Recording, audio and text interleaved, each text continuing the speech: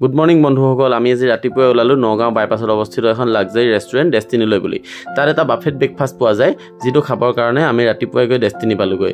Destiny পায়ে গাড়ীখন parking কৰি গোটেইকেইটা ভিতৰলৈ সোমাই গ'লোঁ। ভিতৰত সোমায়ে দেখিলোঁ ধুনীয়াকৈ বুফে সজাই থৈছে। কল, আপেল, ব্ৰেড, জাম, বাটাৰ, বইল ডিম আৰু তাৰ লগত এটা বৰ সুন্দৰ বস্তু থৈছে মাৰ ভাত।